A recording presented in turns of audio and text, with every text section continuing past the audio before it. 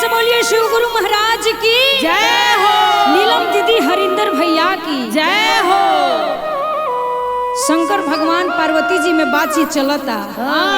शंकर भगवान जी दियाई बनी की भांग चहबे करी पार्वती मैया कहतरी कि ना आज गांव भर लोग शिशिया लो चर्चा रखले बा तो ज्यादा भांग पी लेम भकुआ जाए चर्चा में टाइम से पहुँचे ना पहुँचे के बाद आज भांग पा भर मिली पा भर भांग पी ली चाहे सियाई चाहे कोहाई हाँ लेकिन भांग रुआ पा भर मिली जय हो और उतने पी के गांव भर चर्चा होता सबका घरे जाए जय हो कह तरी कैसे हो कि अरे दिन रात भंगिए में चूर रहिले जय हो कि गुरु भैया बहिनी से दूर रहिले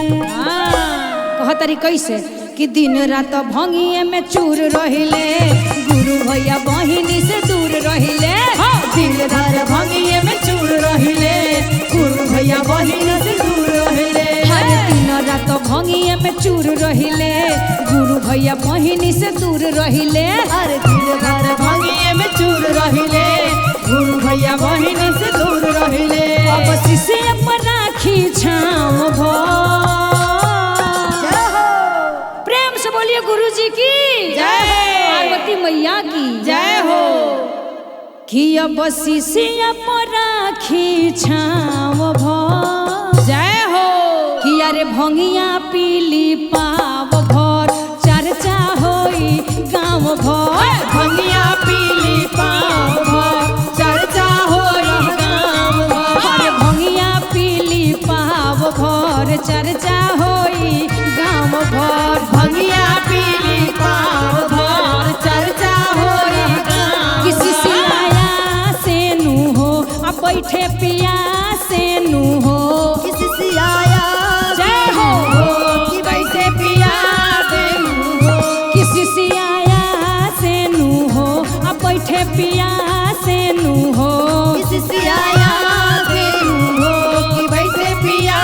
देनु हो अब काफी बरौरे नाम भो जय हो प्रेम से बोलिए शिव गुरु महाराज की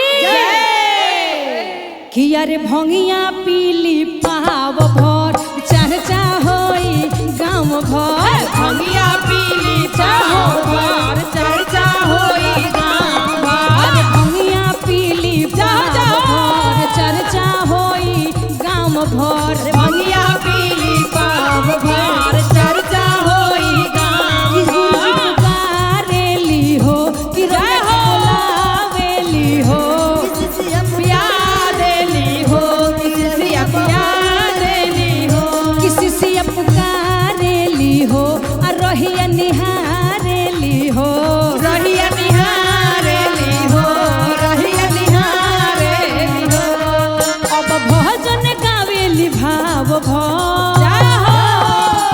प्रेम से बोलिए नीलम दीदी हरिंदर भैया की कि अरे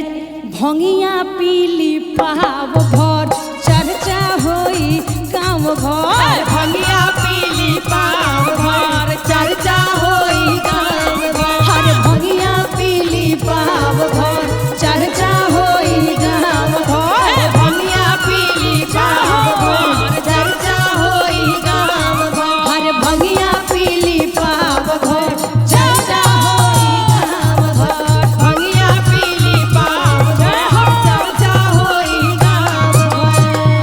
प्रेम से बोलिए शिव गुरु महाराज की नीलम दीदी हरिंदर भैया की जय हो पाव भर भांग पी के खुश हो जाएंगे ओए होए।